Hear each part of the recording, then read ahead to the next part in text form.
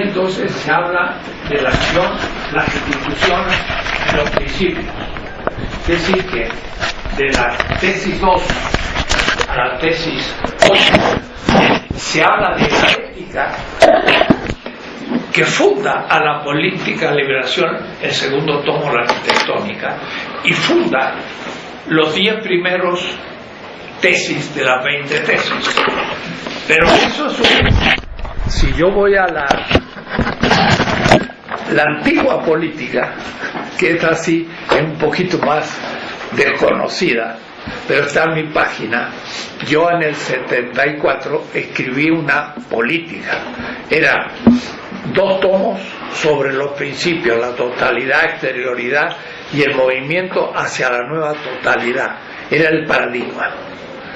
Pero después el tomo tercero fue relación varón-mujer, la erótica, que todavía no era el tema del género, fue en el 73, antes de toda la polémica que se va a producir después del género. Lo mío en ese punto es muy inicial, todavía no se hablaba de género, sino más bien relación, la sexualidad, el erotismo, Merleau-Ponty, etc. Entonces el tomo 3 era la erótica, el tomo 4 era una política, y ahí ya está una política.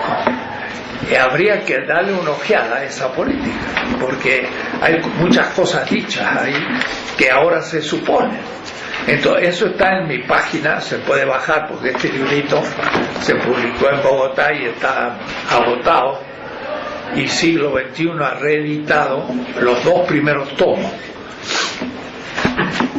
estos, pero falta el 3, 4 y 5 que no lo han publicado, está en la página. Ahí hay una arquitectónica que permite entender el paradigma de la política. Era de la siguiente manera: parágrafo 61, porque los 5 tomos tienen van teniendo parágrafos hasta el 80. La primera era algo que no volví, pero que tampoco entra en la parte sistemática, pero sí significa una hipótesis de trabajo que le llamé la política simbólica. Es decir, cómo trata el problema varón-mujer el pensamiento anterior a la conquista o de los pueblos originarios, pero incluyendo después la conquista y el siglo XX, es decir, reconstruir la erótica, la pedagógica, la política y el tema del fetichismo a nivel simbólico. El material era la literatura. Debo decir que me llevó más tiempo que todo lo otro, porque estaba muy atrasado en lectura y me leí muchos autores. Me pasé 8 meses leyendo literatura y dejé la filosofía de lado y leí todo el mundo, desde Alejo Carpentier y por supuesto García Márquez y toda esa. De ahí sacaba yo las grandes metáforas para la relación varón-mujer, extraordinario en Carpentier, la pedagógica también, la política. Entonces aquí hay un tratamiento de la política a partir de la literatura. Esto no es sistemático, sino más bien hipótesis de materiales para una política. El parágrafo 62 es límite de la interpretación dialéctica de la política. Eso es Hegel, en la totalidad política. Entonces ahí sí ya empiezo el paradigma del cual sigo hasta ahora y del cual este parágrafo no es parte, sino que va a ser otro momento. Entonces, límites de la interpretación dialéctica, porque es la totalidad hegeliana y la dialéctica de las categorías en Hegel, pero ya mostrando sus límites, pero sería la totalidad. Y eso va a ser las 10 primeras tesis. Todo sistema político es un sistema y se puede describir sistemáticamente, y es la totalidad política. Y en este caso es desde el imperio azteca, no era el imperio en realidad, la organización política de los aztecas, pero también era España, y era cualquier sistema político posible. Segundo, el párrafo 63 era descripción metafísica de la política, o es decir,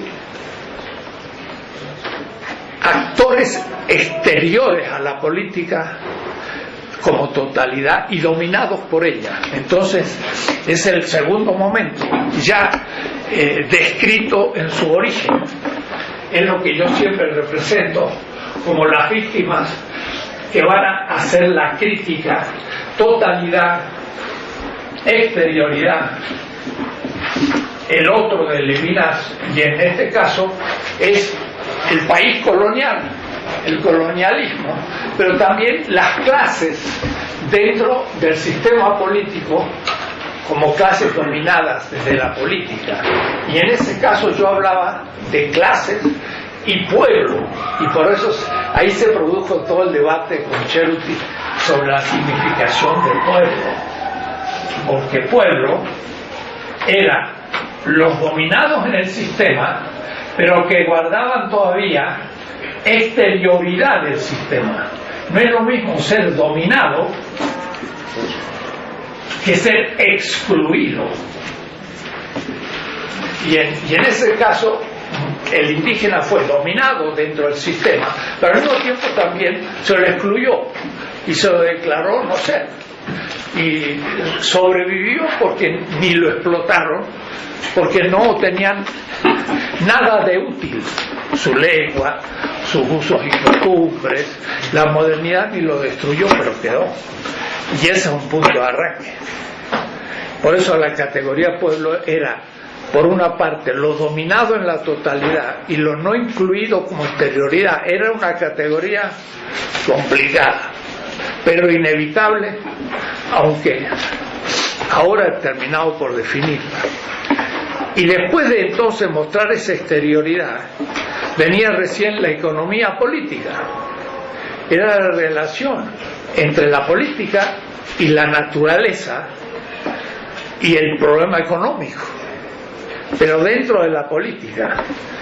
Y en esa época yo hablaba de etnicidad del proyecto político. Entonces era que, teniendo como actor principal al dominado excluido pueblo, se tenía un proyecto de liberación del sistema futuro.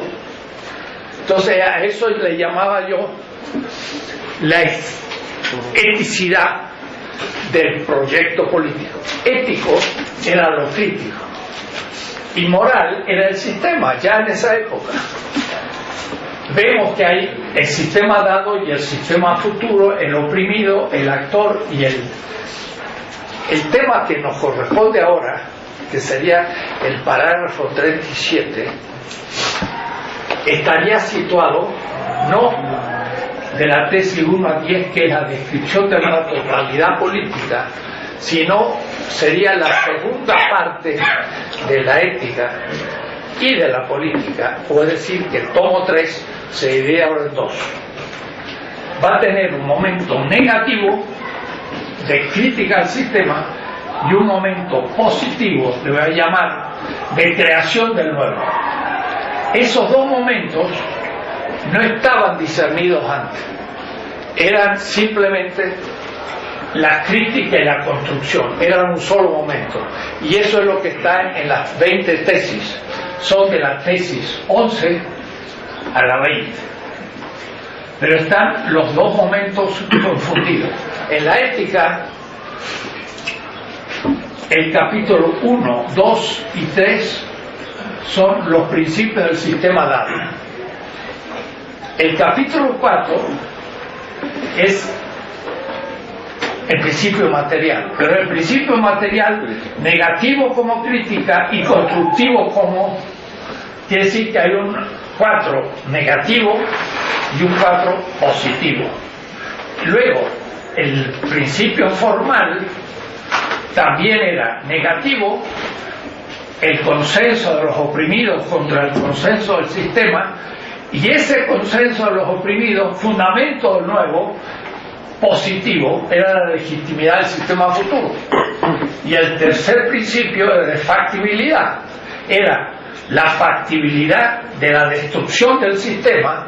Hidalgo, que lucha contra el ejército español, pero ya Hidalgo muere en esta etapa negativa. La construcción les vendría más, qué sé yo, a un Santana, y ahí empieza el problema mexicano, que nunca logramos llegar al 2 porque nos hemos quedado enredados en un neocolonialismo, lo que sea.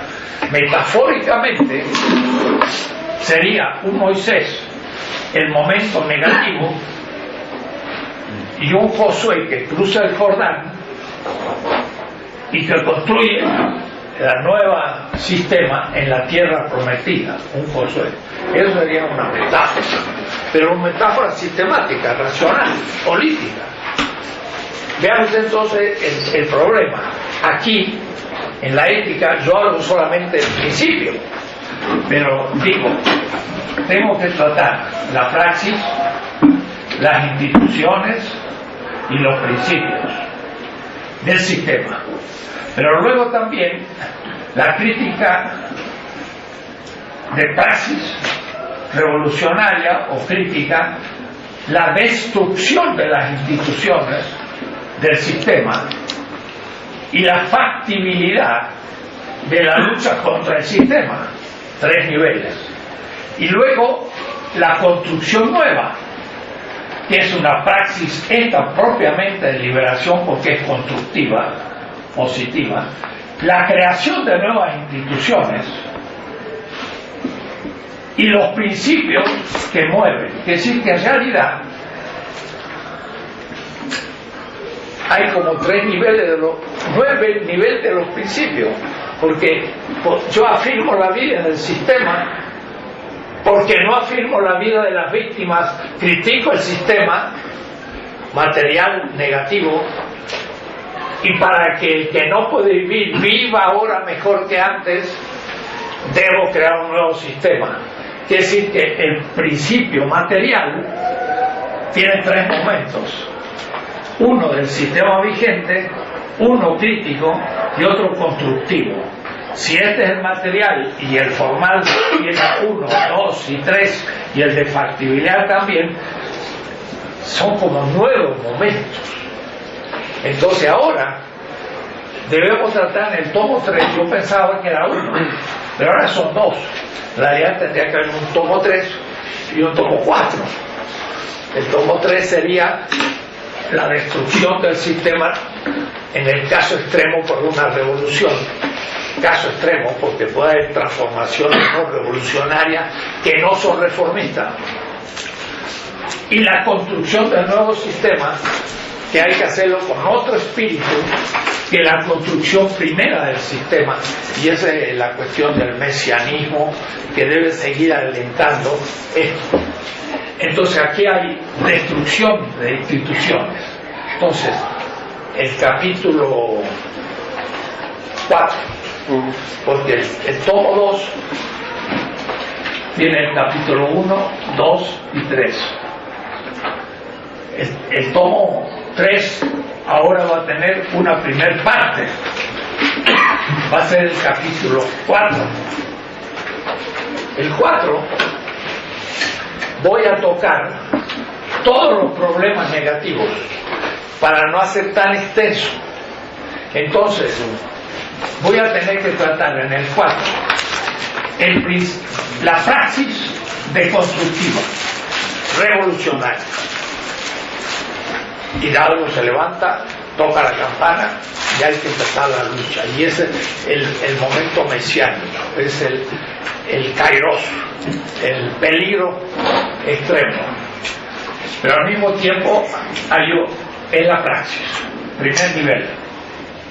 Ese es el parágrafo, pues el comienzo del capítulo 4 ya lo hemos visto. Es todo el tema de la fetichización del sistema y el problema mesiánico individual o colectivo, que es la praxis. El parágrafo 33, que es las instituciones, la deconstrucción de las instituciones y el principio material. Acá podría haber sido 2 capítulos distintos, pero lo unifico para que no sea tan larga la obra. Entonces en el 4 estoy unificando praxis negativa, deconstrucción de instituciones y los principios destructores del sistema, si cabe. Bueno, el principio material dice en su parte negativa: debes deconstruir las causas que producen las víctimas. O es decir, en el caso de Hidalgo, debe de construir la colonialidad de Nueva España para ser México, país liberado. Debes, pero negativamente. El capítulo 4, 5 y 6 ahora lo he hecho más explícito. En el parágrafo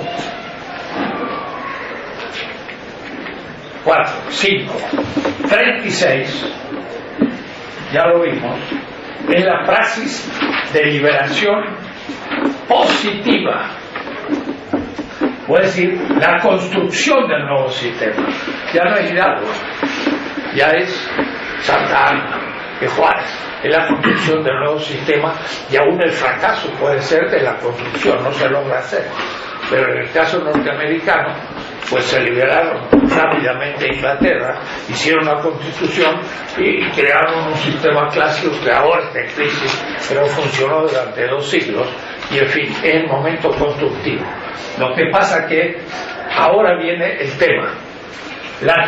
Parágrafo 37, 38 y 39 son los principios, praxis, instituciones y principios. Ahora son los principios negativos. Entonces, la 37. La 37 es el principio material negativo. Debe criticar al sistema y deconstruirlo, porque las víctimas no pueden vivir. Ese sería el enunciado simple de ese principio. Y ese es el tema. Es decir, la voluntad de vida del pueblo, a su no realización, pero al último se dice el principio material, crítico, positivo de la política. Es la obligación que tengo de construir el nuevo sistema, pero como un imperativo.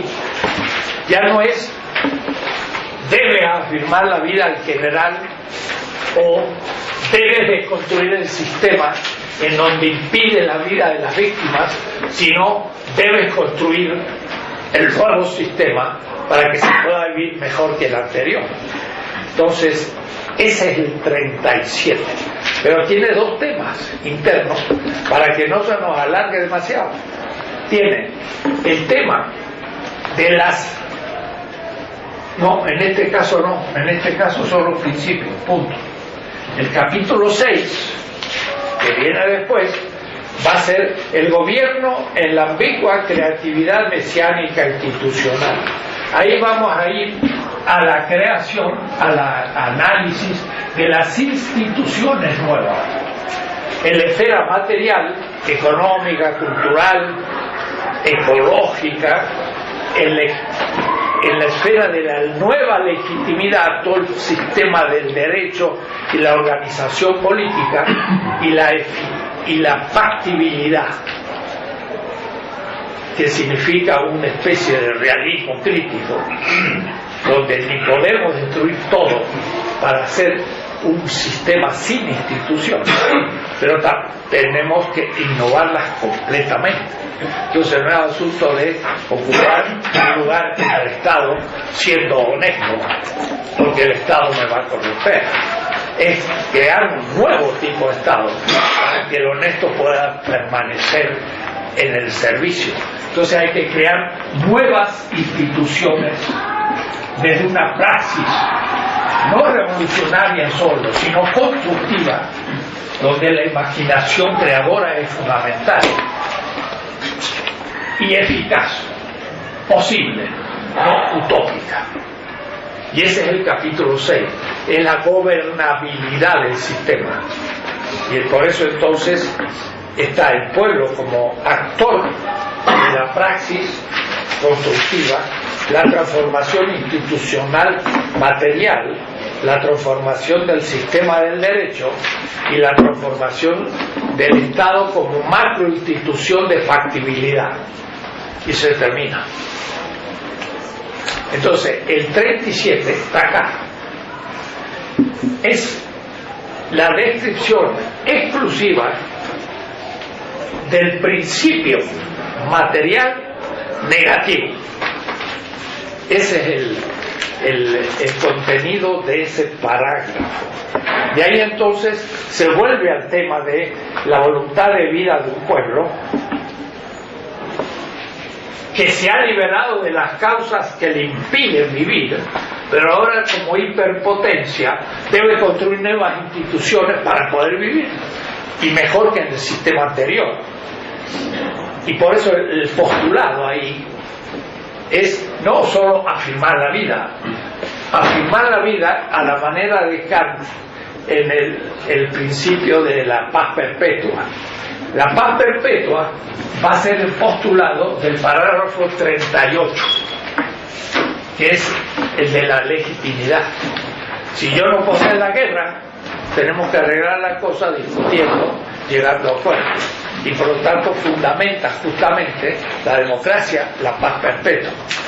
A la manera de ese postulado, yo propongo la vida perpetua. No es asunto de hacer un plancito para arreglar las cosas del país a corto plazo, 6 años de un sexenio. Tendríamos que decir, tenemos un plan para los próximos 1000 años o al próximo siglo. Y entonces, ¿cómo cambiar las estructuras económicas, materiales, culturales, ecológicas, para que la vida pueda ser en largo plazo? Aunque efectivamente después tengamos un plan a corto plazo, pero un horizonte utópico de esto sería ese punto.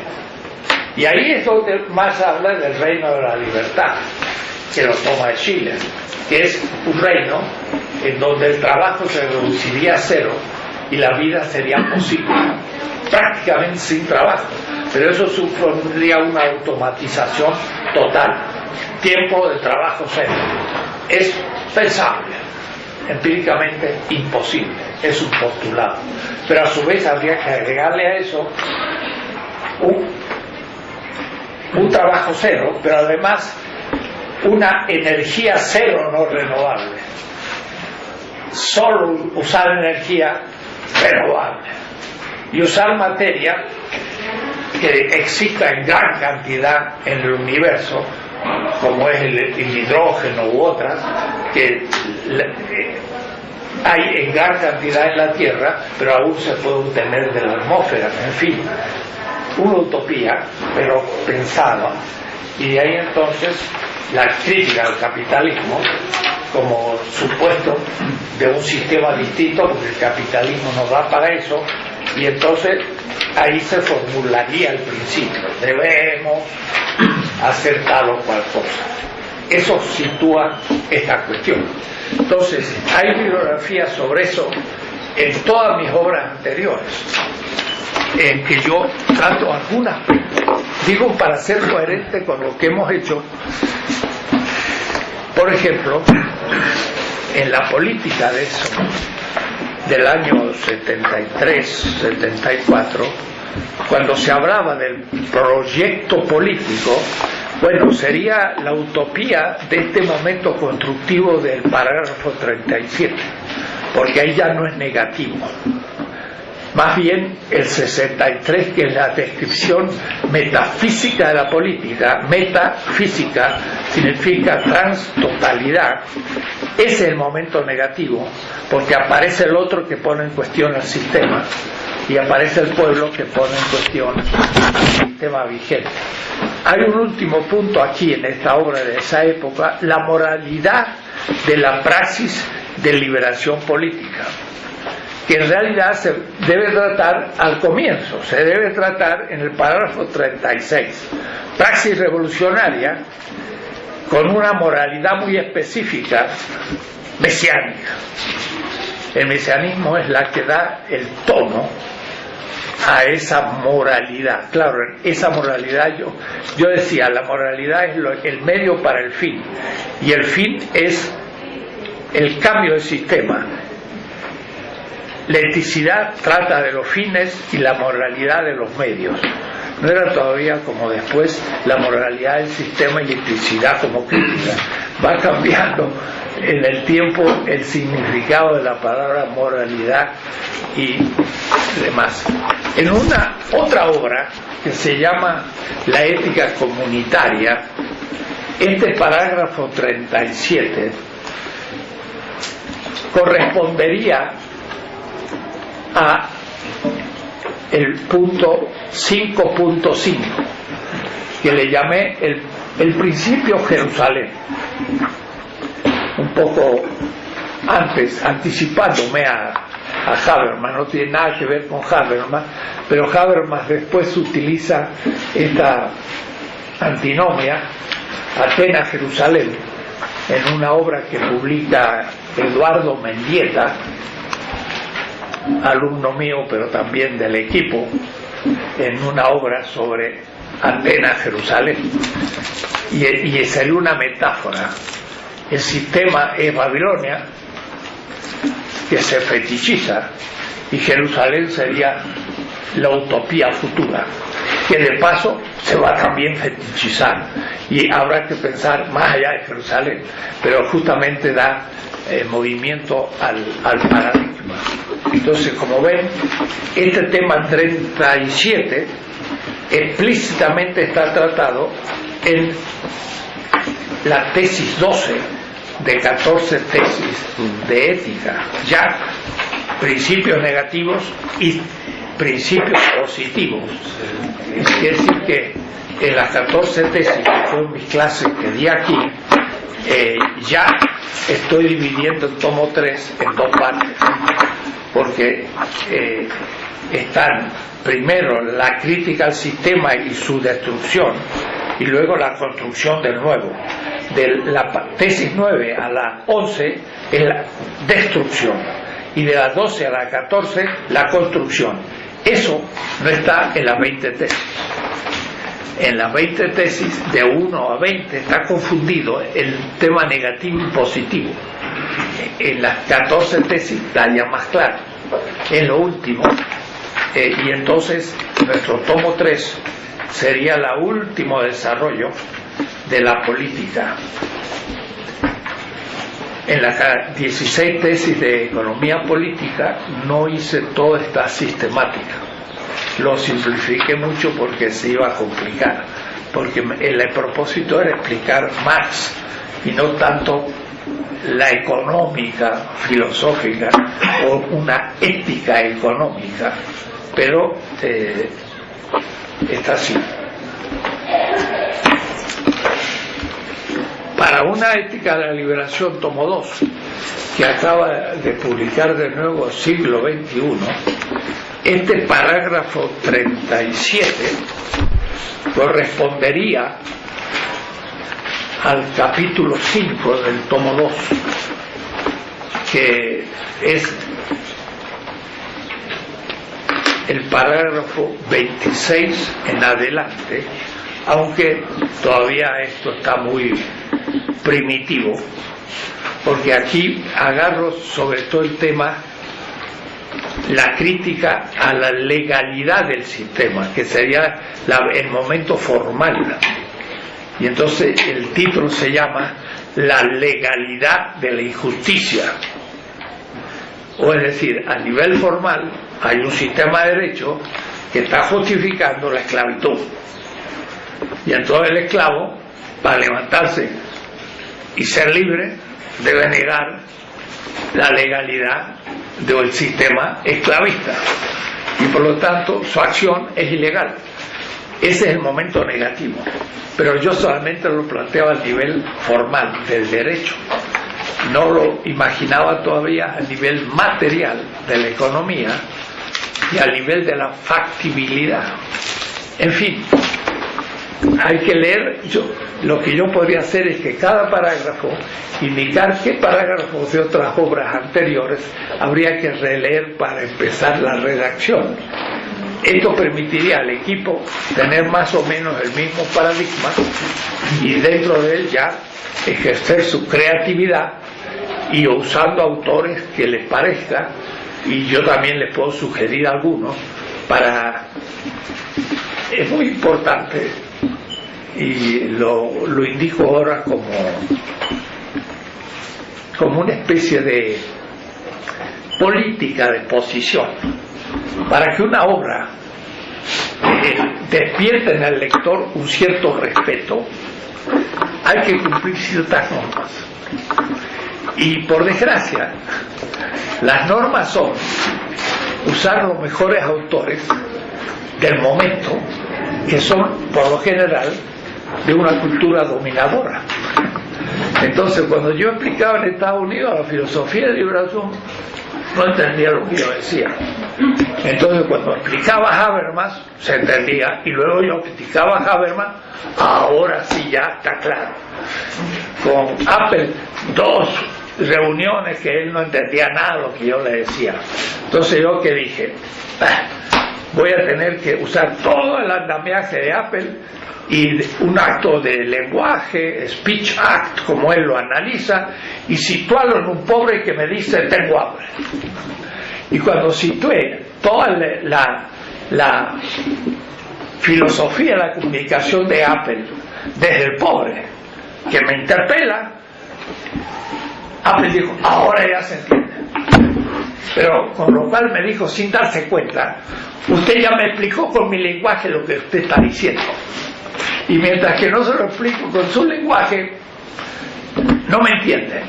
Y entonces alguien podrá decir, y bueno, si no me entiende, peor para él. No, por desgracia, peor para nosotros, porque entonces nos dejan fuera del partido. Hay que entrar al partido, pero usando lo que ellos usan primero y después darle vuelta. Entonces habrá que usar los autores que más se usan, y a esos son los que hay que darle vuelta desde una posición. Por eso la utilidad de usar un Carl Schmitt, un Rawls, un Agamben, etcétera, un Walter Benjamin, no por pura moda, sino por una norma de la retórica en su sentido político y honesto. Para que el otro me entienda, me tengo que expresar en categorías que él entiende. Y entonces cuando ya capta, entonces sí podrá mejor entender lo que ya yo voy diciendo sin necesidad de tantas referencias. Entonces los textos que hagamos vamos a tener que asumir los autores más importantes y desde ahí recién plantear nuestras cosas. Y también vamos a tener en lo posible de citar de traducciones, pero aunque no conozcamos la lengua, buscar el autor en su lengua y citar la edición en su lengua, porque cuando se traduzca esta obra a otra lengua es imposible encontrar los textos castellanos. Un traductor al inglés no encuentra las obras en castellano porque no están en su biblioteca. Entonces hay que citar de la obra original, que es fácil encontrar en cualquier biblioteca, y entonces remitiéndose a la obra original saben dónde se encuentra la cita que uno hace o la réplica que uno hace. Entonces vamos a tener que fijar ciertas normas en el sentido de decir, se citará desde un traductor, pero se buscará la correspondiente edición y página de la obra en el lenguaje original. Y eso hace que de inmediato alguien que toma una obra y ve qué autores trata y en qué lengua, el libro está a otro nivel. Y la gente a veces trata gente muy creativa, interesante, pero que nadie conoce, y lo cita solo en nuestra lengua. El que lo lee no puede referirse al texto ni entiende lo que está hablando, lee 3 líneas y ya no entiende, cierra el libro y lo que pasó es que ya no me leyó. Entonces esas son políticas mínimas que habrá que aplicar, de paso recomendado toda la vida, porque entonces uno de seguida se sitúa a un nivel que el que lo lee dice, es una persona que conoce el tema y a su vez que lo sabe expresar. Bueno, como ven no he entrado al tema, pero es para situarlo, las lecturas que habrá que hacer para entender cada parágrafo.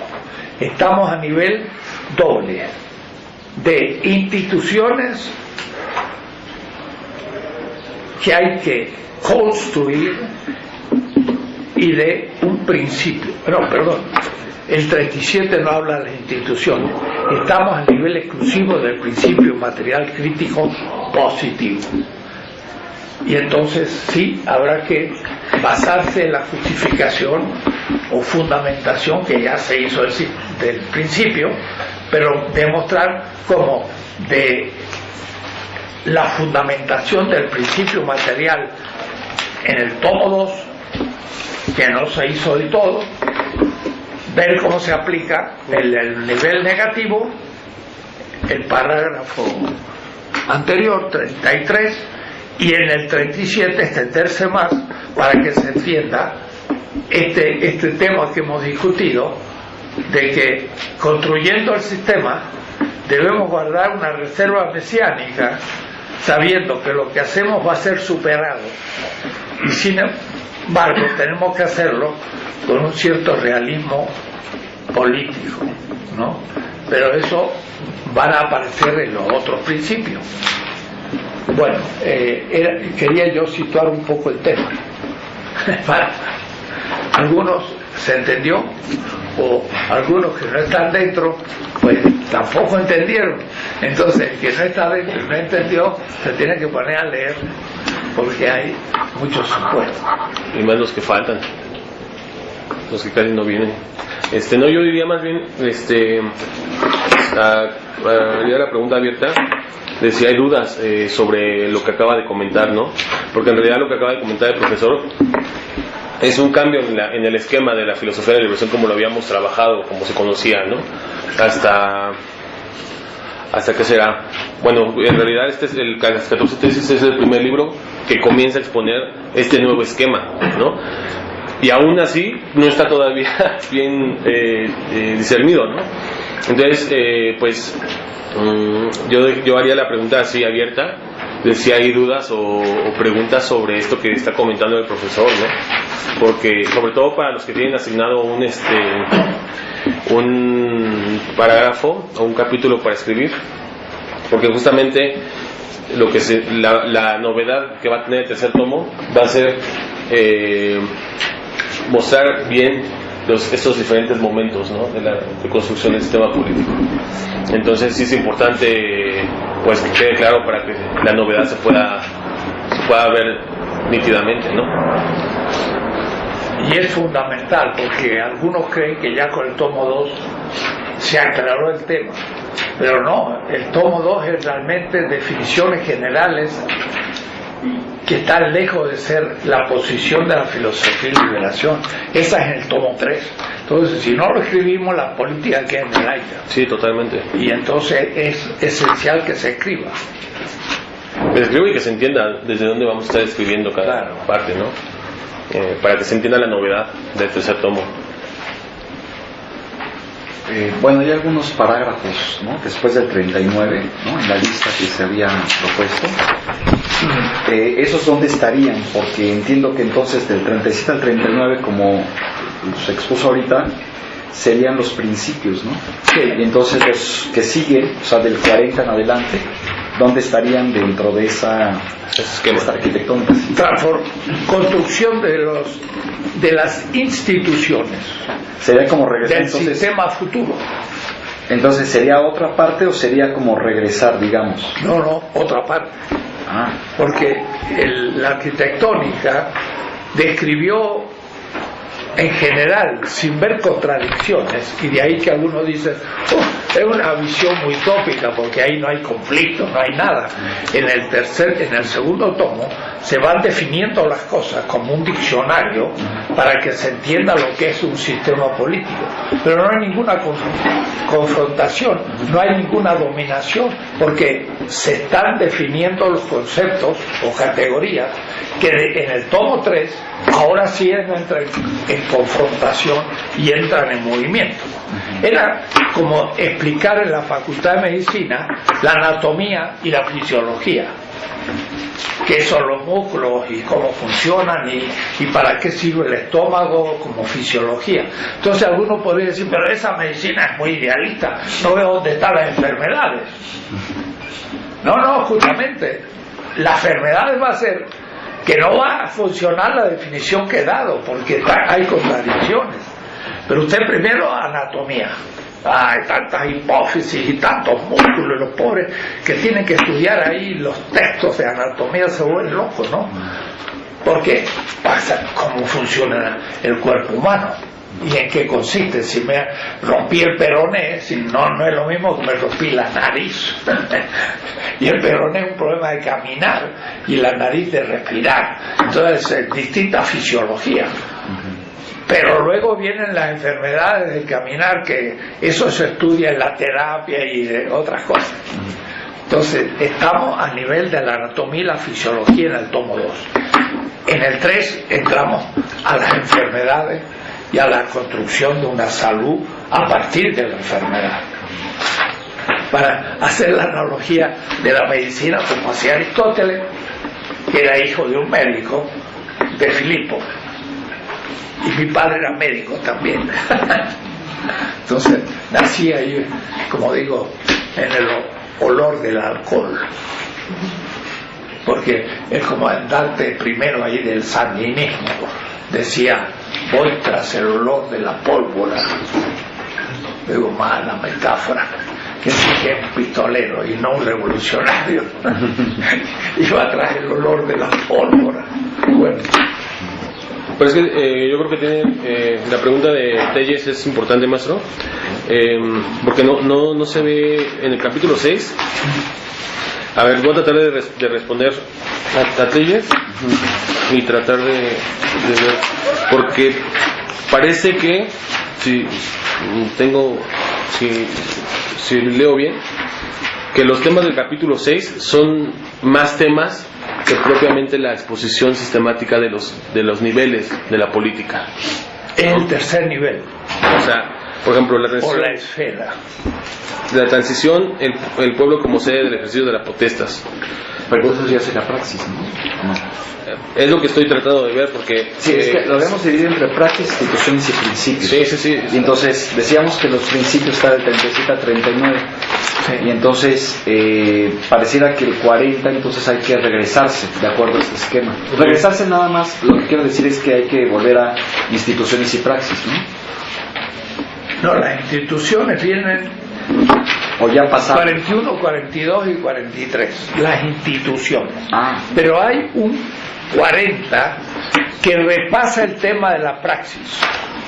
Sí, pero lo hacen vista de las instituciones, mientras que en el parágrafo 36 es la praxis constructiva en general. Pero en cambio, la 40 es la praxis, pero ya en función de las instituciones. Ok. La verdad, hay dos veces la praxis. Podría haberse puesto en una. Pero me pareció importante plantea el tema del mesianismo en la construcción, en el 36. Y el 37, en cambio, ya la eficacia de la praxis. Porque en realidad el crear instituciones es la creatividad, es la gobernabilidad, y que ahora Santiago Castro Gómez, traduciendo el castellano, le llama gubernamentabilidad. Y ahí está mucho Michel Foucault y distintos autores que hay que tratar. En cada parágrafo hay un autor privilegiado que hay que tratar más a fondo. Y podríamos después distribuirnos, decir, mira, para tu parágrafo tienes que tratar a Gramsci, sobre todo en la estrategia, cuando es una posición de clase o una situación de clase, y si es un movimiento o es un frente, en fin, los momentos estratégicos habría que entrar muy a fondo en Gramsci, por ejemplo. Entonces, en el parágrafo correspondiente habrá que trabajar más Gramsci. Por ahí Lenin nos puede servir para otros aspectos, ¿no? Yo lo trato a Lenin con respecto a la teoría de Carl Schmitt, en la cuestión de la teoría de el partisan de Carl Schmitt. Entonces, que le toque la parte estratégica tendría que tocar Gramsci, pero también tendría que ser cargo un poco de Carl Schmitt, y podremos sugerir en cada parágrafo un autor principal de tocar. Entonces tocaremos 10, 15 autores que abren un ámbito al lector de clásicos actuales tratados desde nuestra posición, y lo útil ahí es nuestra lectura, no simplemente explicar lo que dice el autor, sino cómo lo integramos a nuestro paradigma. Y con respecto a ustedes, los autores, esto no supone que adopten eso como su posición en el futuro, no, que en el último caso hagan una práctica de entrar en un paradigma y entrar a fondo, y después harán el de ustedes, pero al menos sabrán cómo se hace uno y cómo se destruye el nuestro. Y si logramos eso, yo creo que ya entonces sí estamos en camino de una pequeña escuela, la Escuela de México, no de Frankfurt, que cada uno dice lo que le parece, pero dentro de un cierto horizonte, porque para eso entonces el equipo funciona bien.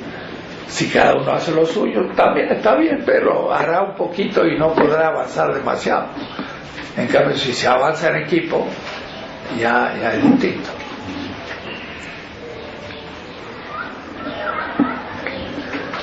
Yo tengo una pregunta sobre ese parágrafo. Bueno, un comentario quizás, ¿no? Con mucho respeto también, que a lo mejor si nos vamos con tanto detalle como a qué parágrafo, qué parte y así, hay muchos compañeros aquí que a lo mejor no están tan interesados, ¿no?, en qué parágrafo va a ir antes o qué parágrafo va a ir después, sino que vienen también como a discutir cosas, pues, ¿no? Porque no, me parece que también es un seminario de, pues eso, para discutir, pues, ¿no? Y a lo mejor si estamos entre nosotros nada más pensando, claro, nos vamos a hacer tal parte. Yo propondría que hiciéramos también en ese sentido espacios, pues, ¿no?, para discutir quienes están planteados como autores, para discutir eso, pues, ¿no?, con más claridad, ¿no?, sobre las partes del libro y todo lo demás, y aquí aprovechar aún más el espacio de discusión para que los demás compañeros tampoco no se aburrieran, pues, ¿no? Y yo plantearía nada más una pregunta que no se tocó ahorita que se dijo lo del parágrafo 37 sobre la solidaridad. O sea, ¿qué se estaría entendiendo ahí? Porque también es una palabra como muy que ha ido y venido, pues, ¿no? Entonces, ¿cómo estaríamos pensando críticamente la noción de solidaridad en la filosofía de la liberación, o cómo se estaría planteando acá? Porque siento que la persona, la autora, ¿no?, del parágrafo 37 no vino. Entonces, no sé, no sé qué preguntarle, pues eso lo pregunto directamente al profesor. Sí, eso está muy buena pregunta, porque tiene que ver con las 20 tesis. A ver dónde está enunciado estrictamente el tema para que ustedes entiendan. Sí, En el parágrafo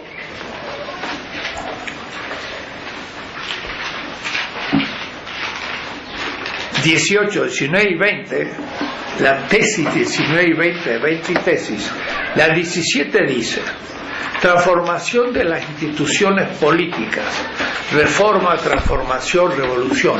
Eso corresponde también ahora al parágrafo 36, los postulados. 18, transformación de las instituciones en esfera material. Eso va a corresponder a la 41. La vida perpetua y la solidaridad. El siguiente dice, y la alteridad. El 20 dice, la liberación. Se está refiriendo a la tesis 8, 9 y 10. La tesis 8 decía, las instituciones de la esfera de la legitimidad democrática, igualdad, libertad, la gobernabilidad, libertad. La 9, la ética, los principios normativos políticos implícitos, el principio material de la política. Bueno, perdón, antes, cuando hablo de la esfera material, tesis 7, pongo fraternidad. En la 8 pongo libertad. ¿Y dónde está la igualdad? Quiero decir que igualdad, libertad y fraternidad son como los tres momentos utópicos de la ideología liberal, de la Revolución Francesa burguesa. Entonces, ante la fraternidad hay que construir la solidaridad. Y tengo un artículo sobre eso, pero lo que quiere decir que la fraternidad se queda corta, porque al fondo son la fraternidad de la comunidad. ¿Y qué pasa con el otro? Con la viuda, el huérfano, el pobre, que no forma parte de la comunidad. Tengo que tener una relación más allá de la fraternidad, aún de los que no son hermanos, y eso le llamo solidaridad. A la igualdad, digo sí, muy bien, los iguales, pero ¿qué hago con los distintos? El derecho a la diferencia. Entonces eso le llamo alteridad. Y a la libertad, como una facultad negativa o positiva del individuo, hablo de liberación. Entonces, estoy pensando en los tres enunciados utópicos de la Revolución Francesa, criticándolos, al hablar de solidaridad, alteridad y liberación. Habría que explicar en su momento que queremos dar ese sentido, nada más. Pero es contra la Revolución Francesa y contra la modernidad. Ya, es que siento que la discusión también se puede plantear en diferentes dimensiones, porque entiendo que hay una especie de responsabilidad, ¿no? También entendida desde la lectura de Levinas. Quienes conocen a Levinas yo creo que pueden tener como más aparato teórico para decirlo, pues, ¿no? Pero hay una especie de responsabilidad finalmente con lo primaria o primigenia, ¿no? Originaria, no me acuerdo cómo le llaman, ¿no? Frente al oprimido, ¿no? Frente al otro, frente al pueblo en este caso, ¿no? Pero en este apartado, no sé si sea específicamente en este apartado, pero al menos ahorita lo pensé por cómo están planteadas las ideas así de este apartado, es sí, pero ¿qué pasa también en las relaciones al interior, por ejemplo, ¿no? Estaba pensando ahorita que mencionabas de ética comunitaria, es decir, ¿cómo nombraríamos finalmente también a esa responsabilidad? O un poco el planteamiento que hacía también Jorge hace como 2 o 3 sesiones, ¿no? ¿Cómo plantearíamos en términos de los vínculos que se dan entre quienes luchan, ¿no? No tampoco la fraternidad francesa, europea, ¿no? Quizás tampoco la solidaridad, la crítica, ¿no? Que ha sido casi eslogan de gobierno, ¿no? No casi, sino efectivamente eslogan de gobierno del PRI acá en México, ¿no? Sino cómo plantear entonces esa vinculación político-afectiva, ¿no? no de manera abstracta como diciendo con el otro, ¿no? Sino entre estos otros que estamos finalmente destruyendo una totalidad, o que buscamos destruir una totalidad, ¿no? ¿Cómo se plantearía ahí si no pero mira, solidaridad o fraternidad? El concepto de solidaridad debe subsumir a la fraternidad, pero la debe corregir cuando se totaliza, porque si decimos nosotros nos proponemos como fin, está muy bien, pero si yo propongo mi nación, está muy bien proponer mi nación, pero ¿y domino a otra nación? No, el problema es la humanidad, no mi nación. La fraternidad afirma la fraternidad, pero la critica desde algo más amplio que la pura fraternidad de la comunidad. Son justamente las otras comunidades y los otros que no son parte de la comunidad. Entonces no habría que negar la fraternidad, pero subsumirla en algo más amplio. Y es incluso en cosas como muy concretas. O sea, pensemos, por ejemplo, los padres de Ayotzinapa, el movimiento feminista, el magisterio, suponiendo, ¿no?, que todas las luchas que los pueblos originarios en defensa de su territorio, ¿no?, suponiendo que todos y cada uno de ellos lo que está buscando es efectivamente destruir un sistema vigente para construir otros. ¿Qué relaciones tendría que ser en esa voluntad de vida del pueblo? ¿Qué relaciones al interior de ese pueblo se están dando? ¿Cómo se llamaría? Pues, ¿no? Es más fácil. Podría muy bien llamarse fraternidad, pero no solo. Hoy hablaba en mi clase de los que votan por Trump son los obreros blancos desocupados. Son otras víctimas del sistema y en cierta manera tendríamos que tener solidaridad con ellos, pero ya no es fraternidad mexicana, sino nos sobreabunda. Pero ellos también son víctimas de un sistema que sufrimos nosotros, aún en un país tan rico y poderoso como Estados Unidos. Y eso yo le llamaría solidaridad. Sería la fraternidad de la humanidad, ¿de acuerdo? Pero de todos, entonces. Y si no avanzamos a ese plano, podemos fetichizar la nación y seríamos un movimiento popular de derecha, y eso es el populismo. Absolutizamos la nación, eran los nazis y ahora todos los movimientos de derecha son nacionalistas y hablan de la fraternidad francesa, Le Pen y del otro, pero no es lo que estamos buscando. Estamos buscando que los franceses se abran también a los pobres de Alemania, pero sobre todo de Irak y de Irán. Entonces ya la fraternidad nos queda corta, pero tenemos que subsumirla. Por ahí iría. Pero aparecen las tres porque aparecían en otros capítulos la fraternidad, la igualdad y también el tomo 2. Porque para mí la Revolución Francesa, por supuesto, con sus derechos universales del hombre, no son tan universales, son derechos eurocéntricos y burgueses. Porque al mismo tiempo de proclamar los derechos del universal, salía el Code Noir, el Código Negro, donde se decía que Haití eran esclavos. Entonces, ¿cómo puede usted hablar de derechos universales y el negro es esclavo en Haití? Y eran los mismos autores. Entonces no funciona. Pero si yo también libero al esclavo negro, eso ya es más que fraternidad. Sería una fraternidad desde la pluriversidad mundial, no desde la universalidad. Sí. Si alguien más tiene otro comentario. Yo tengo otra pregunta. Bueno, relacionado un poco con esto, aquí solidaridad se está contraponiendo a la fraternidad de la revolución burguesa, que la revolución burguesa la podemos ver inserta en la modernidad, ¿no? Y estamos hablando de una transición, una transformación hacia otro sistema que no es la modernidad. Entonces lo que estamos buscando son criterios para transformar esa modernidad.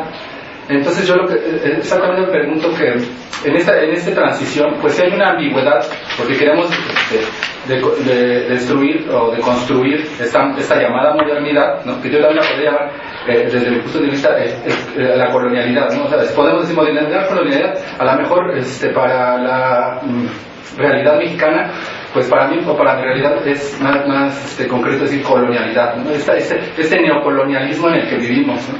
Que incluso hasta antes de la llegada de Trump, pues más bien era que México es depende comercialmente totalmente de Estados Unidos, no es un protección, México es un protectorado, entonces queremos salir de ese protectorado de dependencia neocolonial, ¿no? Y para salir de ese protectorado de dependencia colonial decimos que hay que destruir la modernidad. Entonces esa es la ambigüedad de esa transición radical, eso, ¿no? En construir algo sobre la destrucción de otra cosa, ¿no? Entonces a mí lo que veo difícil es cómo ir a esa transición pensando con las categorías de la modernidad. O sea, estamos buscando nuevas categorías, pero sin embargo, por ejemplo, hablando de la víctima y el político crítico, partimos, yo creo, de la democracia moderna, la democracia representativa, porque parece ser que el político crítico va a representar, va a tomar a cargo la responsabilidad que tienen las propias víctimas de salir de su victimización. Entonces, yo no sé, por ejemplo, en esa transición, en qué momento podremos pensar en nuevas categorías, por ejemplo, en este caso, en una democracia participativa. O sea, hasta el momento de que ya está construido esta nueva totalidad, se podrían utilizar estas nuevas categorías, o en la transición ya podríamos estar introduciendo nuevas categorías de esta nueva totalidad. A mí se me ocurre, por ejemplo, en la democracia participativa, transformar lo que pensaba Aristóteles. Para Aristóteles, yo creo que él decía que somos políticos dentro de los límites del mundo helénico. Pues a lo mejor podríamos ser políticos dentro de cada cultura. Somos seres políticos todos, no nada más aquel que participa en las instituciones, porque yo creo que si solamente es político aquel que participa en las instituciones, se corre el riesgo de profesionalizar la política y fetichizar. Entonces mi pregunta es, ¿cómo buscar los criterios de destrucción de la modernidad? Porque si bien no estamos planteando partir desde cero, es decir, destruir toda la modernidad, pero también si no tenemos claro las determinaciones propias de lo moderno, o por lo menos de la política moderna, en la arquitectónica se parte de que la política moderna es una política de dominación, ¿sí? Entonces queremos que la próxima política no sea de dominación, pero ¿qué parte de lo llamado moderno podemos continuarlo, y qué parte de algo que no va a ser moderno, que va a ser antimoderno, o va a ser... Mira, pero eso es el punto de partida, y eso está explícitamente declarado desde el comienzo.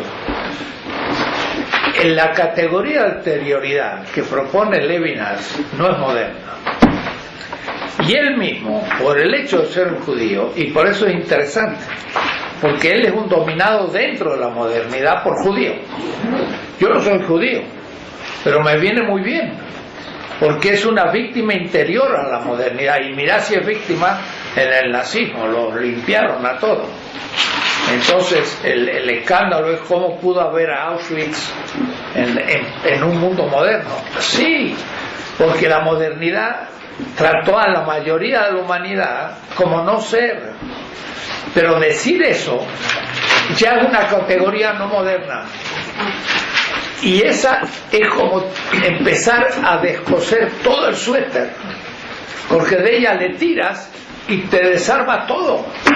Por eso que la exterioridad del otro, como no ser, lo aplicas a la política y funciona full, y no es moderno, no es moderno. Y yo insisto, y en Viena me enfrenté hace años con Chantal Mouffe, la compañera de Ernesto Laclau, porque en su exposición dijo algo así como hay que mejorar la modernidad, el liberalismo moderno. Y cuando me tocó, yo digo, del liberalismo no tomo nada, ni el punto de partida, que es lo peor, que somos individuos y que entramos en relación y después firmamos un contrato. No hay ni estado de naturaleza ni hay individuos, hay comunidades y siempre hay instituciones antes, o es decir, un contrato. No parto de la modernidad. Gracias a la exterioridad ya puedo empezar a desarrollar un discurso que aún el concepto de totalidad, pensando en la exterioridad, cambia de sentido. Lukács trabaja la totalidad como último horizonte ontológico. Y yo digo, en ese punto, Lukács es moderno. Lukács, el gran filósofo marxista, es requete moderno. Y la totalidad que propone es al fin la de Hegel. Yo critico el liberalismo desde su origen. Entonces, cuando hablo de democracia, digo, cuidado. En realidad la democracia no es más que el nombre de un sistema de legitimación. Y es una institución, pero del sistema de legitimación, no de la democracia liberal. Y la legitimación se apoya no solo en la legitimación vigente burguesa, se apoya en la legitimación como consenso de los oprimidos, que va a ser el salto a la nueva sociedad. Entonces, democracia para mí es la institucionalización de la legitimidad crítica que surge desde los oprimidos como una hiperpotencia. No le debo nada al liberalismo. Entonces, cuando tú dices que ya partimos la modernidad, no, lee y vas a ver que no se concede nada. Ahora, que pueda a cada individuo darle un voto por cabeza, y no porque es noble tenga más y porque es señor feudal tenga menos, pero también, y al siervo no se le dé ningún voto.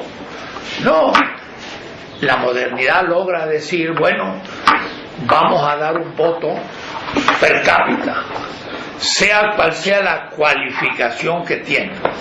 Bueno, parece que es una institución no perfecta, y Adam Smith le cae fuerte. No es perfecta, pero no tenemos otra mejor, la aceptamos. Pero eso no es la democracia, es apenas una institución interna de algo mucho más complejo, que es un sistema institucionalizado de legitimación, en el cual puede haber, y parece que es conveniente, que los representantes sean elegidos por todos los ciudadanos y cada uno contando con un voto. Pero tú has dicho, tenemos que organizar, institucionalizar la participación. Eso no lo hizo la modernidad. Completamente nuevo. Y eso es lo nuevo. Y ahí hay que poner, por supuesto, el tomo 3. Tiene que ser todo basado en la participación. Porque la participación es lo que nos rompe, la única posibilidad de romper el burocratismo de la representación. Cuando la gente diga me duele, eso no lo puede tapar, y eso es la participación. Entonces, la única tabla de salvación que tenemos no es ni una teoría, es el hecho de que la víctima sufre, y si la institucionalizamos su participación, podrá revertir el haberle dado a la autoridad su representación y, ¿cómo se llama? La del mandato. Revocación del mandato. La revocación del mandato es una institución de la participación. Miren, eso es revolucionario. El liberalismo nunca lo propuso, y menos es la Constitución norteamericana. Jefferson decía hay que llegar en el distrito a tener participación de democracia directa. Nunca lo hicieron, era peligroso. Entonces la arreglaron para hacer un sistema que parece legítimo, pero en el fondo que son las minorías los que siguen gobernando. Porque si votan, si se eligieran los representantes por la mayoría, los pobres elegirían siempre representantes y no los eligen nunca. ¿Cómo? Bueno, porque es un sistema amañado, entonces hay que criticarlo. Jamás hemos dicho hay que partir de la modernidad ni de la democracia liberal. En eso clarito, no vamos a mejorarla, vamos a partir de nuevos supuestos. Alicia, creo que quería comentar algo. No, si alguien más tiene mejor. ¿Alguien más? Bueno, quizá estaba viendo que está la cuestión de la vida perpetua ahí en este parágrafo. Quizá tenga algo que ver con la cuestión de la solidaridad que mencionaba Stalin. Claro, tiene totalmente que ver. Y en el 38 está la cuestión de la paz perpetua. Entonces no sé si me permitan tomarme un par de minutos solo para comentar cuáles son los principios de Hans Jonas. Digo, porque viene al caso con eso. Sí. Y que tiene que ver con la solidaridad, justamente porque él extiende, y de hecho él habla de una ética de lo próximo, ¿no? Y la ética de lo próximo sería esa ética que hasta antes de él, bueno, obviamente está tomándose como punto de partida, de alguna manera era la ética que solo hablaba de los seres humanos aquí y ahora, ¿no? Y entonces él a su propia reflexión le llama ética vinculante, pensando que va a ser un trampolín, por decirlo de esta manera, como una ética de lo lejano, ¿no? O sea, de solidaridad, si lo quieres ver en esos términos, con las generaciones futuras, ¿no? Más o menos por ahí va su propuesta, digamos, en dos pinceladas muy generales, ¿no? Parte ciertamente de esto que comentábamos la vez pasada, de la heurística del miedo, ¿no? En fin, su argumento cruza argumentos muy kantianos de pronto muy liberales, de pronto muy clásicos, etcétera. Pero nada más quería mencionar esto en términos de cuatro principios que describen su principio de responsabilidad, ¿sí? Perdón, en su principio de responsabilidad, ¿sí? En donde él lo ve de manera, yo lo vi en un principio, este trabajo es de hace ya un rato, es una tesis que me dirigió el profesor Dussel. Yo los seleccioné y puse 4 porque son los que menciona Jonas, ¿no? Y entonces en ese sentido los puse positivos y negativos, no en ese mismo sentido, creo, pero los enuncio y quizá podríamos ahorita comentarlos, ¿no? Si lo ven pertinente. Desde luego están mucho en esta formulación kantiana que conocemos de los imperativos, ¿no? Pero el primero dice: obra de tal modo que los efectos de tu acción sean compatibles con la permanencia de una vida humana auténtica en la tierra. Lo veo como el primero y el positivo, digamos, ¿no? Uno segundo, que de hecho los va poniendo más o menos en este orden, pero en negativo, dice: obra de tal modo que los efectos de tu acción no sean destructivos para la futura posibilidad de esa vida, ¿no? Y aquí ya de manera explícita pone la cuestión de, lo estoy metiendo ahorita porque Alicia lo mencionó, la cuestión de la solidaridad con las generaciones futuras, ¿no? ¿Sí? Y decir futura posibilidad de vida tiene que ver justamente con su punto de partido, que es esto que llama la heurística del miedo. La heurística es algo así como inventemos que podemos, bueno, no es tanto una invención, ¿no? En su momento era una posibilidad, después de la Segunda Guerra Mundial, en la explosión, en las detonaciones de las bombas en Japón, se tenía esa percepción, ¿no? Sobre todo en Occidente, ¿no? Hay una escritora por ahí, una norteamericana, que decía que su generación, estoy hablando de decía que su generación vivió con el tic-tac en la cabeza todo el tiempo, ¿no? Esto en términos de esa posibilidad de extinción global, ¿no?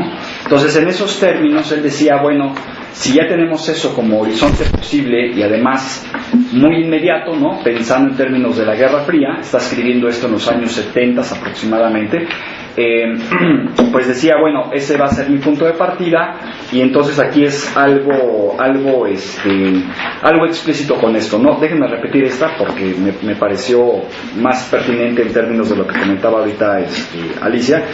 Dice: obra de tal modo que los efectos de tu acción no sean destructivos para la futura posibilidad de vida. Ahí es donde está, de hecho, ya enunciando, señalando el problema de la vida perpetua. Me pareció ahorita, quizá, no sé si en estos dos parágrafos, en el 37 y 38, no sé si esté al revés, profesor, pero quizá debimos comentar primero la vida,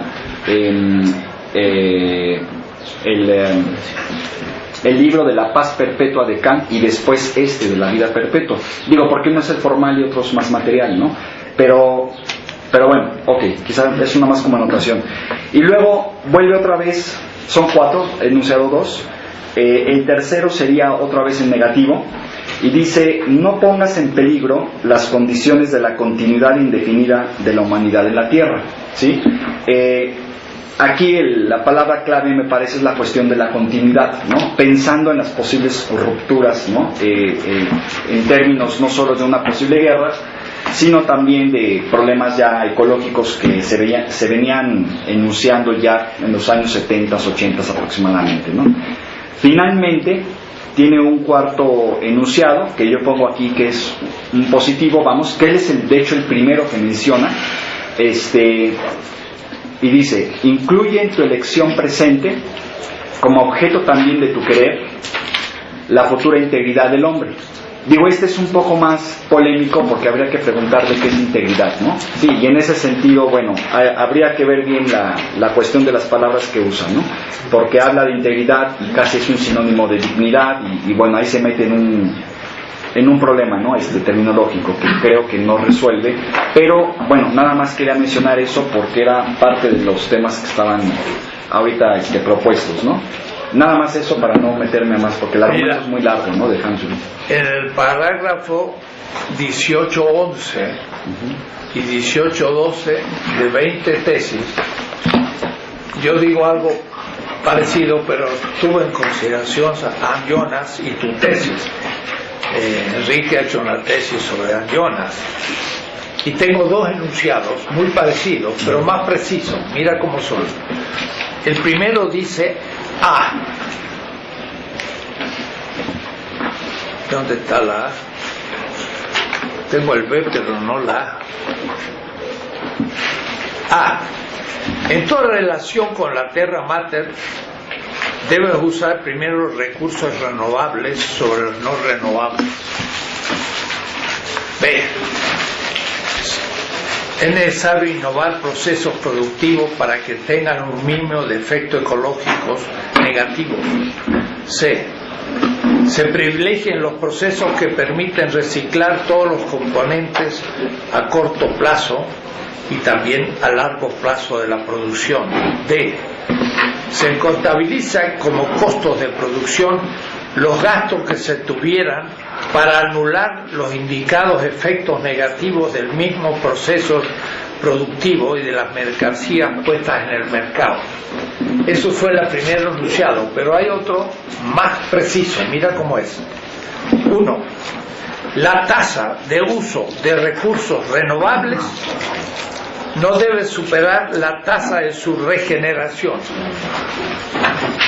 Complicado. Sí, esas son las reglas operativas de Herman Daly. Sí, ahí tendría una crítica por eso. La tasa de uso de los recursos no renovables no debe superar la tasa de inversión de sustitutos renovables. C. La tasa de emisión de contaminantes no debe ser mayor que la tasa que permita reciclarlos, incluyendo la inversión del proceso de calentamiento de la Tierra y sus causas, es decir, la recuperación de los efectos negativos pasados. Bueno, ese tipo de postulados son materiales y estrictamente políticos, porque son los políticos los que pueden tomar esas medidas. Y ahora Trump, por ejemplo, dice, no, esos son cuentos y no vamos a gastar un centavo por ello. Eso es políticamente mortal, porque usa recursos mayores en armas y no en la investigación ecológica. Es una política de muerte, no cumple con el primer principio y al contrario, está desarmando algunas instituciones que iban en la línea de la vida perpetua para hacer la vida rápidamente terminada. O es decir, son propuestas suicidas. Va por ahí el tema y hay que seguir. Esto está justamente en los postulados políticos como criterios de orientación de la transformación material. Y ahora, dense en cuenta, ninguno incluye estos tipos de cosas en un plan político. Es innecesario. No es posible decir, va a ser un proyecto para 6 años. No, el asunto son los próximos 1000 años, donde la humanidad pueda seguir. Claro, son las generaciones futuras. Pero es más que la generación futura, es la humanidad. La generación futura es la humanidad futura. Puedo decir, si ellos viven, la humanidad seguirá, y si no, es suicidio. Entonces, es un principio fundamental de la política, ¿no? Y ahí sería bueno sí trabajar. Ahora, este muchacho José Luis Álvarez ha hecho una muy buena tesis sobre este tema también. Habría que integrar ahí, porque él entra ya a cuantificar según las nuevas maneras de las unidades de energía y entrar qué significa eso en economía. Todas unas páginas o unas buenas notas en esto, pues puede integrarse en ese parágrafo, que no pudo venir hoy, pero la próxima viene, y estuvimos hablando sobre esto. A mí lo que me llama la atención es que finalmente, o a lo mejor yo no lo había comprendido antes, pues, ¿no? Pero la voluntad de vida del pueblo entonces sería todavía más compleja, o se estaría ampliando, porque no sería solamente la voluntad de vida de un pueblo que está siendo oprimido para dejar de ser oprimido, sino que se ampliaría entonces la noción de vida. Incluso iría, al menos como se está planteando, como una crítica o hacer visible la contradicción del capital contra la naturaleza, ¿no? Implicaría no solamente la voluntad de vida en el sentido del que tiene hambre, el que necesita comer, sino en el cuidado de la reproducción de la vida misma, que permitiría que el pueblo mismo siguiera viviendo, ¿no? Entonces sería pues en un sentido mucho más amplio, pero pues, eso, más complejo la voluntad de eso vida. es vernos prácticamente todos los humanos menos una minoría víctimas del sistema, un poco a los Schopenhauer. Todos somos víctimas, menos los que acumulan la riqueza, pero también se están autosuicidando. Es decir, también decir autosuicidando es 2 veces decir lo mismo, pero ellos mismos están haciendo el harakiri. Sí, es un principio realmente que involucra a toda la humanidad, pero muy especialmente a las víctimas, porque son los primeros que van a morir. Y eso es lo que le pasa a los obreros blancos norteamericanos, que se quedaron sin trabajo en el país más rico, y blancos, y machos. Puede decir que serían los dominadores por excelencia. No, son víctimas del sistema. Pero en diferente grado de exterioridad, ¿no? Claro. Yo no nos pondré también sobre la mesa ahí que quizás valdría la pena revisar también a Harvey, ¿no? Porque él tiene precisamente un texto sobre las contradicciones del capital con la naturaleza, y llega a esto que usted está diciendo, ¿no? Como no solamente la acumulación infinita, o sea, la lógica de la acumulación infinita en un mundo finito, la velocidad de reproducción del capital que es contradictoria a la velocidad de regeneración de la naturaleza. Tiene como tesis así como muy muy concretas, ¿no? Incluso en esta cuestión también de la energía, ¿no? De cómo se reproduce la vida, ¿no? Energéticamente, y cómo finalmente el capitalismo va directamente contra de ella, ¿no? Creo que eso también podría como aportar pues a la discusión ahí con el texto de importantísimo. David Harvey, que es un geógrafo, pero que hace geografía política y que ha hecho algunos textos me han gustado, pues, ¿no? Y es una nueva interpretación del marxismo mismo. Sí. Está publicado en ACAL, su traducción. Noemí, ¿cómo se llama? Klein. Naomi Klein. Naomi Klein. Naomi Klein. Sí, Klein. También le plantea las cosas en ese sentido. Y también en el Commonwealth,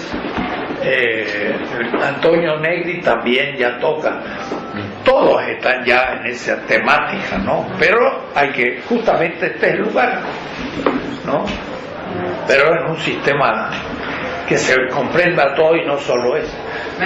Recuerdo también como en algún artículo ahí de Bob que decía, es que ya ni siquiera va a ser necesario que nos pongamos de acuerdo en términos ideológicos, es una cuestión de vida, ¿no? O sea, decir, él está hablando desde el socialismo, ¿no? Pero dice, no va a ser una cuestión ideológica, sino que es la forma en la que vamos a lograr sostener la vida en el planeta, ¿no? Y no solamente la vida humana. Y que habla también de la desigualdad, ¿no? Se llama el capital. Piketty. También tiene argumentos interesantes. No significa el capital de Marx, pero muestra que el sistema está produciendo una enorme desigualdad material. Y ahí está el principio de factibilidad también que decían, ¿no? Claro, el sistema no es factible, claro, va a la muerte. Profesor, no sé si sepa que Piketty estaba como asesor de Noamont, que es un candidato del Partido Socialista ahorita en Francia. Ha estado como asesor y bueno, no sé si para bien o para mal, pero ha quedado como en cuarto lugar ahorita más o menos. Pensando en que está muy bien y todo, sí, pero me llamaba la atención porque ahora lo han entrevistado mucho en los medios, ¿no? Por esta cuestión, ¿no? Y quería comentar otra cosa. Yo creo que no es un tema actual la contradicción entre naturaleza y todo esto. Georgescu Rugen, por ejemplo, en los años 50 se escribió un libro que ya tocaba el tema, y un libro rarísimo. Si me meto un poco a la época, raro por muchas cosas, porque estaba dando clases en Harvard, ¿no? Y ¿Cómo se llama? Ahorita te los creo que es, porque es complicado. Él aplica no la física clásica, sino la termodinámica a la economía, y por lo tanto es ecológico. Sí, yo la tengo al comienzo de la 16 por ahí, sí, pero ella tiene tesis muy fuertes para hacer ver lo insustentable que puede ser justamente el capitalismo en términos ecológicos, ¿no? Estamos hablando de los años 50, ¿no? Y todavía atrás de él habría otros más, porque está toda esta corriente que se llama economía ecológica, de Constanza, Herman Daly, justamente, que saca estas reglas, en fin, que son todavía un poco anteriores, ¿no? Hay toda una corriente por ahí que es la que ahora ha puesto un poco de moda Martínez Alí, que a lo mejor le suena porque está un poco en la cuestión también militante, ¿no? de la izquierda a nivel mundial, aunque él es español, está mucho en otros lados, ¿no? Pero a cada rato viene por acá, ¿no? La cosa es de que yo creo que hay mucho ahí que se ha trabajado, pero ha sido muy disperso. Cuando yo estoy en estas cuestiones de ecología así, tanto a nivel filosófico como otras, no nos entendemos entre nosotros, ¿no? No nos entendemos. Y me acuerdo la primera vez que fui a un congreso de estas cosas, de todo el congreso yo fui el único que hablé de ecología, de todo el congreso. Y nadie me peló, ¿no? Nadie, ¿no? Pero eso, se está hablando de hace como 20 años, ¿no? O sea, todavía se le veía como un tema para ricos, ¿no? Para gente que no tiene nada que hacer, ¿no? Y ahorita no hay político que por lo menos no lo tenga que hacer porque es políticamente correcto hablar de estos temas, ¿no? Pero es una cuestión que justamente el trabajo de tesis que yo hice no era porque me interesara en particular el tema, a pesar de que vengo yo de las ciencias naturales, sino porque yo cuando empecé a estar en las clases de Dussel me di cuenta de que no había tesis fuertes de ecología. Entonces dije, ¿cuál podría ser esa posible punto de no retorno, ¿no? Y dije, bueno, pues posiblemente la ecología, y me he dado cuenta que da para más, ¿no? Y aún más interesante, me metí ya después de varias lecturas con Hans Jonas, porque es un poco difícil de leer. Pensé que era bueno agotar algunos autores, y a Hans Jonas todo esto es puro Hans Jonas. Entonces, y es un autor de 2 o 3 libros nada más, ¿no? Pero así me pienso ir con todos y barrerlos, ¿no? Justamente para ver después que tendrá que salir algo positivo, ¿no? Una cosa, Jan Jonas tiene su filosofía de la vida, ¿no? Sí. Philosophy of Life, te juro el tema, ¿no? Sí. Bueno, ustedes ven, como es sistemática, tienen que aparecer todos los problemas. Y lo único que los situamos en su lugar, decimos lo esencial, 40 páginas, y vamos a otro. Eso permite un tratado entero sobre el tema. pero la tarea es mostrar el paradigma completo. Y eso sí, no existe una descripción del paradigma completo. Ahora, se ha visto, apenas empezamos a rascar un poco, empiezan a salir autores, temas y todo, y eso pasa en cada uno. Y eso es lo que tenemos que problematizar para que el autor del parágrafo correspondiente pueda expresar toda esa riqueza, ¿no? Hoy se nos pasó el tiempo, pero creo que este punto sí lo hemos avanzado bien. Estoy muy conforme. Para la próxima semana sería parágrafo 38, el consenso crítico, la crítica a la ley, de Pablo de Tarso, en la relación crítico-política. Ahí necesitamos gente que le interese filosofía del derecho. En la Facultad de Derecho hay todo un equipo, y en San Luis de Potosí hay toda una escuela de Volmer y demás. Yo creo que ellos tendrían que ser los que traten ese tema, y ya hay mucho hecho. Nosotros podríamos la próxima problematizar, pero tenemos que pensar quién podría ser el autor. De los compañeros que trabajaban con el doctor Correas, ¿no? Que ellos trabajan crítica jurídica y que ellos trabajan eso. Creo que lo de Pablo Tarso no. Todos los años sí. me invitan al seminario que hacen, pero yo desorganizado no guardo los mails. ¿Quién los conoce un poco? Yo ¿Tú? los conozco, sí, hay gente muy buena. Sería asunto si quieres invitar a alguno para la próxima sesión, para ver quién de ellos podría ayudarnos. Ya, pregunto y confirmo. Alguien, si es posible. Sí, Para, no. De todas maneras tratamos nosotros el tema. Este está muy bien definido. Este no hay problema. Sobre lo de Pablo Tarso yo tengo algunas cositas que podría también aportar, pero creo que podría invitar ahí a alguien de crítica jurídica. Yo estoy terminando en la UAM todo un trimestre en la maestría de ética y política sobre filosofía del derecho. Hemos trabajado mucho Habermas y Boaventura de Santos, y en su libro hace un nuevo sentido común. Es justamente un derecho alternativo. Entonces entra de lleno en el tema. Tenemos mucho material y autores. Eso está fácil. Es muy posible. Entonces, la próxima semana 38, Derecho Crítico, y en 15 días estaría Omar. ¿Sí? ¿Vale? El parágrafo 39. Tema también, la propuesta, sí. No solo uno. Omar, el 39. ¿Cuál? 39. El principio estratégico crítico, El siguiente. más allá del fetichismo de la razón instrumental o de lo posible. Si no hubiera otro, podría ser Mario también.